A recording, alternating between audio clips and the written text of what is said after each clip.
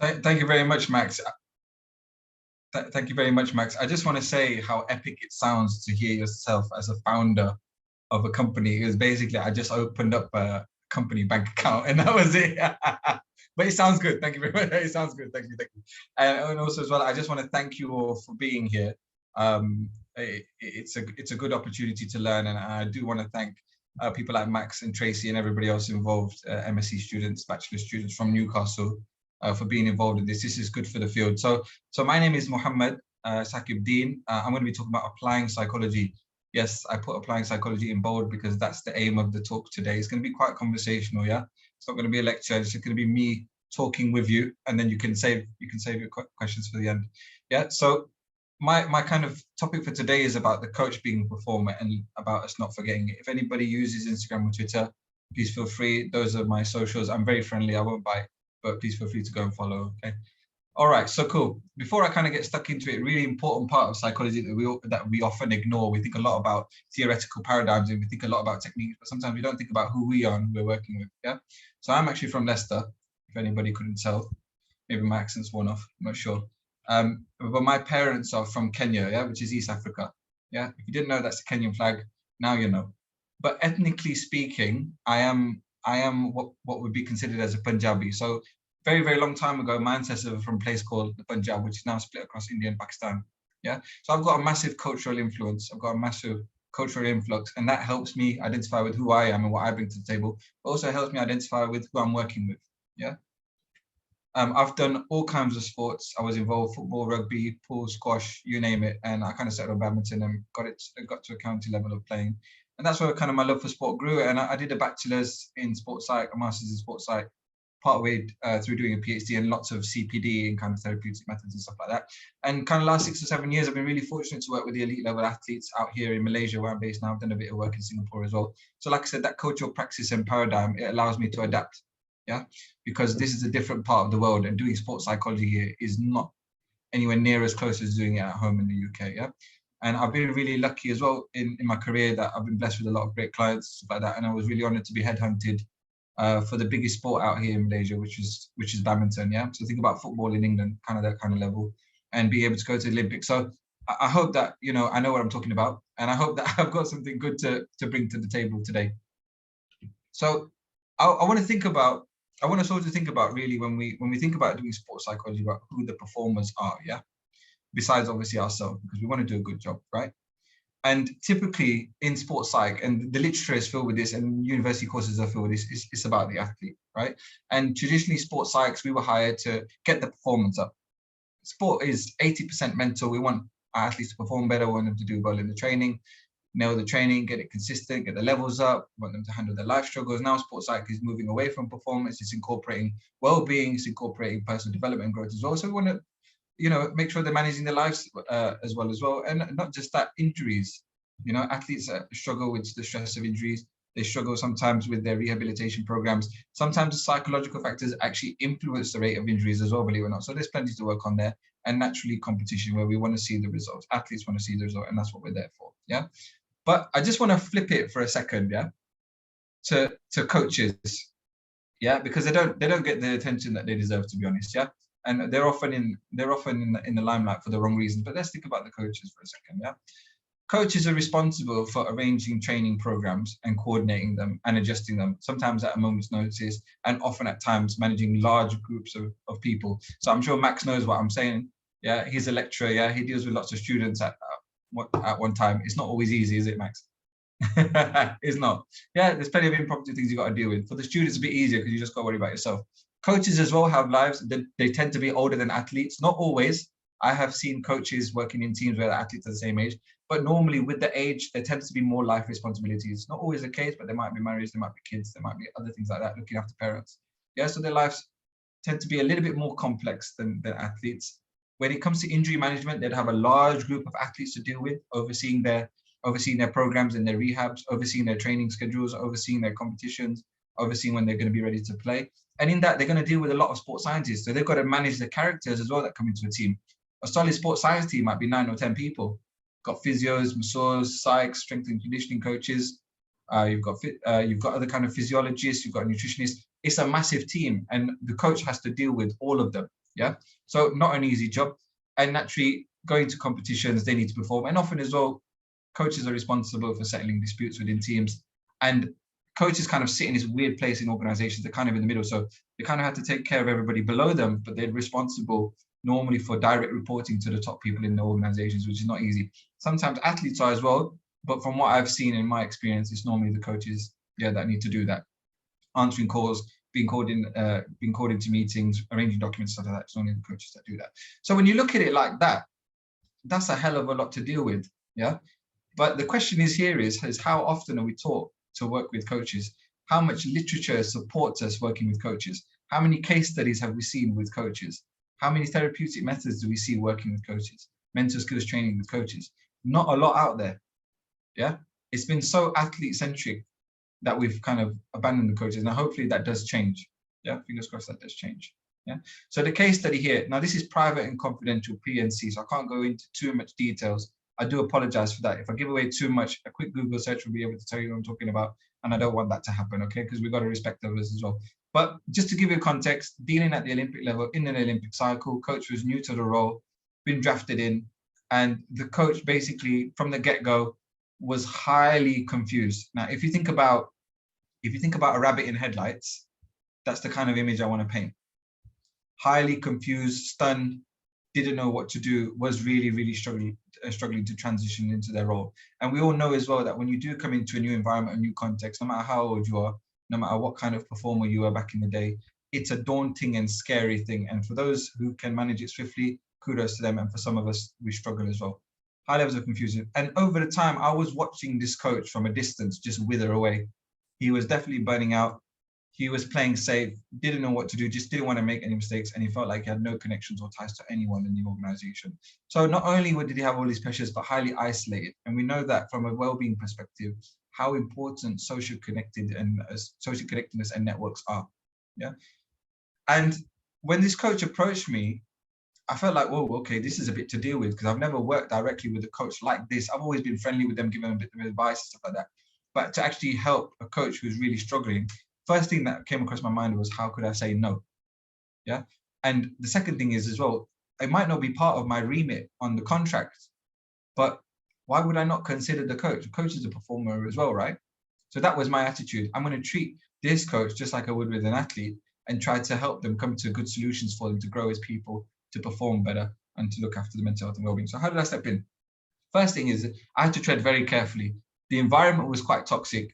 And sometimes if an environment is one side like that and one side like that, you can't be seen to be playing sides. And at the time, I had good relationships with both sides, one of the very few people. Yeah. So I had to tread very, very carefully, because if I looked to be too close to one side, it would affect how the other side felt. So I want you guys just to think about as well. Think about someone you really, really like, someone, your favorite person, family member, colleague, or whoever, and think about someone that they might talk to often. You will naturally have some kind of affinity or fondness for that second person because you see your favorite person talking to them. And vice versa, someone you really, really hate, hopefully not Max, but someone you really detest, yeah? Someone that you really don't like, you see them talking to someone else, you naturally will not like that second person, yeah? Because that's how we work, we're humans, yeah? We attribute things like that. So I've got to think about proximity. I don't want to be seen too close to anybody, yeah? First phone call was when I was away in Europe with the team. Okay, we were traveling in Europe, doing majors. I got a phone call. Coach was highly distressed. I was surprised, like, oh, coach is calling me. That's what's happening. And then it was a full hour. It was a full hour of venting. I was, okay, my job's to be the best listener in the world. No problem. I said, I can't deal with this right now. Give me a couple of weeks. I'll be back. Let me finish my things, and then we'll talk it out. And then there were 2 meetings in person when I got back. So I got much more of the details. And then the second meeting was a kind of an update once I'd given some suggestions. Now, like I said, you can't be appearing to be biased. Yeah. And it was important to find out what's happening in the department, what's happening in the environment. So I've got the coach's idea. So now it's my turn to meet with the athletes. And I had a decent relationship with the athletes. And I can't say how many members were in this team because it would give it away, but it was more than 10. And 6 of them I felt had enough leadership, charisma, assertiveness, and openness. And I'd worked with them as well before, so they knew who I was. We had a good rapport. I called them and I just asked them, guys, I'm not seeing you in a month. What's happening? How are you guys doing? How's everything going?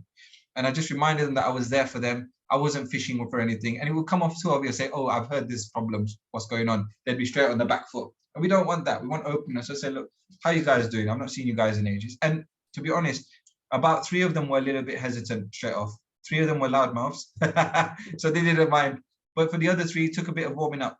Yeah, and that's fine. And because of my trustability and how I was able to not give off that gossipy feeling, that fishing feeling, they kind of opened up and we got to a very good solution. And the problem is that the coach didn't know how to coach. The coach was so scared and that he was making everybody else feel awkward. And we know what that's like, right? Sometimes when people are anxious, they make us anxious as well. And the coach felt like athletes not listening to him. He doesn't trust the athletes. Athletes don't trust him. They don't listen to him. He doesn't know what to say. And he's just going round and round like that. So I said, right, everybody, we're going to have a session of personal disclosure, mutual sharing. Okay. If you guys are looking for the research on this, look up Matt Slater, look up Jamie Barker. Okay. This is social identity stuff. It's some of the most powerful stuff we can do as a psych.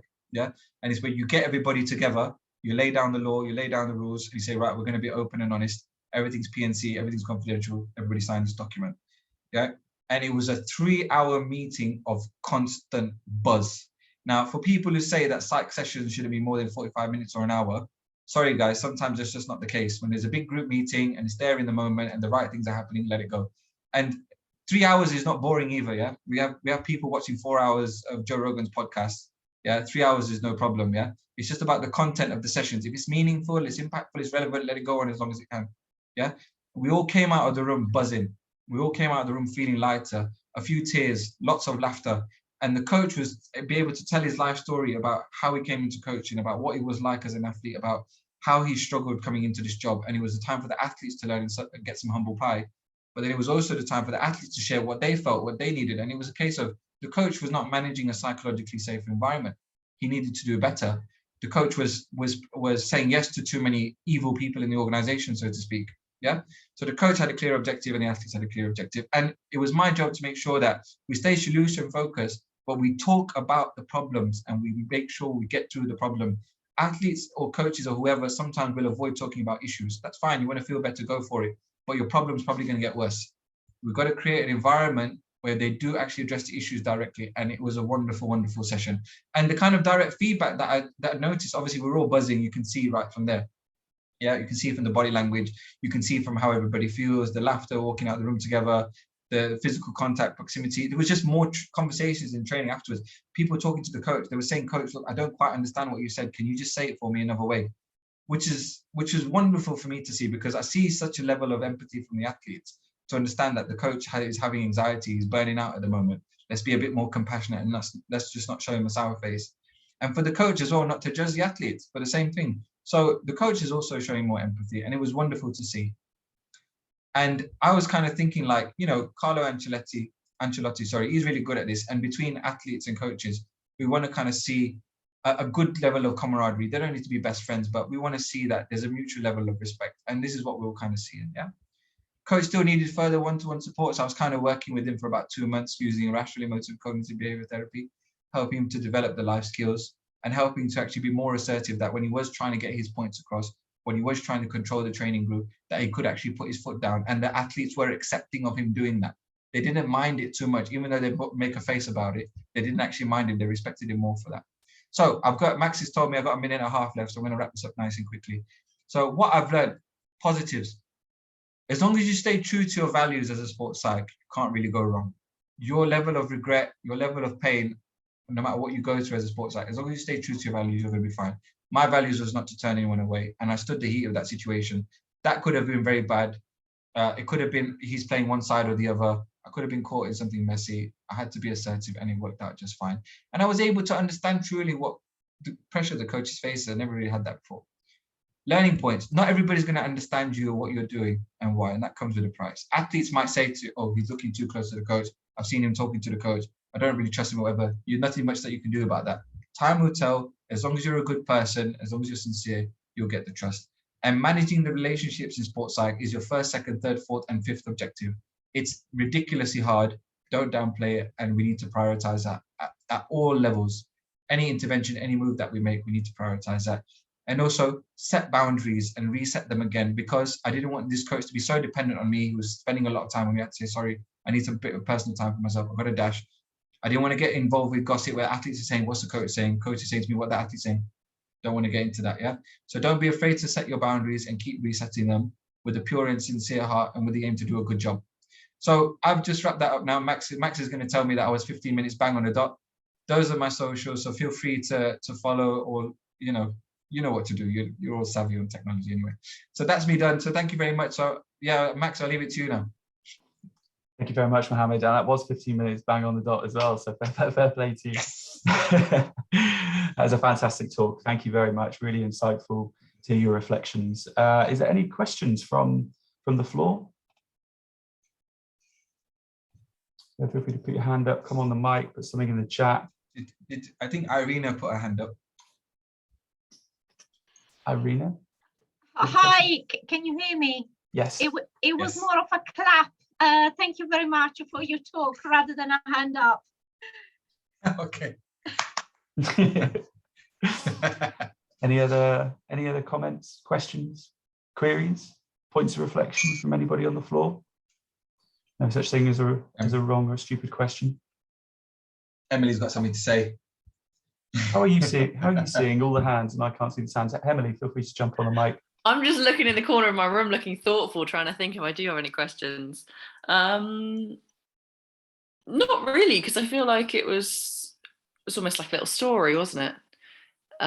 Which was nice to explore with. It's amazing how much kind of positivity can just come from an open conversation. I'd say that's the main thing that I've reflected on there. And I liked what you said at the end about resetting your boundaries. I feel like it's often we just say it once of this is how I'm going to work and then assume that they always remember that, whereas it's like being told off at school. You need to be reminded continuously how things work, what the rules are, and it works the same. So thanks for that reminder. Really enjoyed it. I have a question, Mohammed. Sure, please, Max. The personal disclosure, mutual sharing, I really like how you spoke about that. If a coach wanted to go away and is maybe a bit tentative, cautious, or maybe a bit anxious about implementing something like that, what would be your advice? Would you point them towards any resources, or is there anything that they can do that is maybe of a smaller scale that they could implement themselves? Yeah, Emily, thank you, Irina, for the clap. Thank you, Emily, as well for your point. And just as well to Emily, it's not easy to set boundaries. It's something I felt uncomfortable doing because as psychs, we're so agreeable, right? But we've got to do it in the best interest of ourselves and others. And Max, thank you for your point and your question as well. I feel like regardless of PDMS or any kind of psychological intervention, our confidence as practitioners is going to do a lot of the selling for us. They read our body language, they see how we talk. If we're umming and ahhing, that's not going to go down well. And say, look, I've done this before, it's worked wonders, let's try it out. What you got to lose? And if they like you and they trust you, they'll just say, yeah, why not? And if they don't and they're hesitant, then there's something else that needs to be explored. Maybe the trust levels between coaches and psychs. If what I would say is, if I genuinely wanted to help a coach, and I've done this before where they were hesitant, maybe they felt like they were in charge of all the psychology and everything, I would just show my humility and say, look, here's all of the things that you need to do it properly. And here's all of the psychometrics that you need to take before, during, and after.